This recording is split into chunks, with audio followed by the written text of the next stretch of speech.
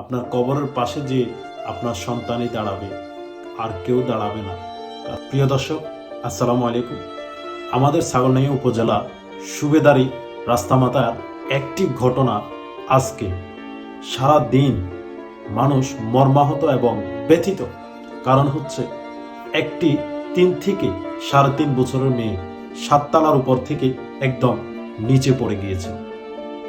আমাদের হাফেজ আব্দুল্লাহ আল মামুন ভাই একমাত্র মেয়ে। তিনি তার মেয়ে এবং স্ত্রী 3 জনের একটি সুখী ফ্যামিলি। তারা বসবাস করতেন সুবেদারি রাস্তা মাথার একটি 7 তলা বিল্ডিংয়ে। তিনি যথাসময় কাজে গিয়েছেন। নিচে তার ব্যবসা ছিল, ব্যবসার দোকান ছিল, ওখানে গিয়েছেন কাজ করার জন্য, ব্যবসা করার জন্য। তার মেয়ে বারবার তার মাকে বলছিল, আম্মু আমি আব্বুকে দেখব। এগুলো বলার মধ্যে তার মা দরজা খুলছিল যে তার বাবাকে দেখাবে। এই সময় দরজা খোলার সাথে সাথে মেয়েটা দ্রুত গিয়ে লিফটের জন্য যে জায়গা রাখা ছিল ওই জায়গায় দুর্ভাগ্যবশত পা দিয়েছিল। ওই সাথে সাথে সে একদম ফ্লোরের নিচতলায় পড়ে গিয়েছে। 7 তলা থেকে নিচতলায় পড়ে সে ইন্তেকাল করে গেছে। খুবই দুঃখজনক এবং মর্মাহত ঘটনা। এই ফেসবুক পোস্ট যার সামনে গিয়েছে সেই কষ্ট পেয়েছে। আমি তো খুব বেশি কষ্ট পেয়েছি। এই জন্য আজকের এই ভিডিওটি করা। যাদের বাচ্চা আছে, ছোট ছোট বাচ্চার প্রতি আপনারা খেয়াল রাখবেন। পুরুষ বাইরে কাজ করবে, এটা স্বাভাবিক নিয়ম, কিন্তু আমাদের মায়েদের খুব ভালো করে খেয়াল রাখা উচিত। আমরা প্রায় সময় দেখি গাড়ির নিচে পড়ে গেছে, বাচ্চারা বুঝে না, বিভিন্নভাবে বাচ্চা ক্ষতি হয়, অ্যাক্সিডেন্ট হয়, বাচ্চারা স্বাভাবিকভাবে বাঁচে না।